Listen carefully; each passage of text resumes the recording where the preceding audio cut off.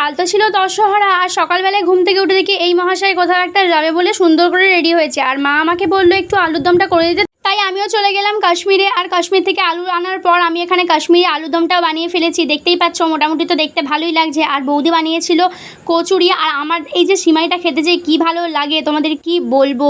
ঈদের সময় দাদাকে আনতে বলেছিলাম কিন্তু দাদা পাইনি।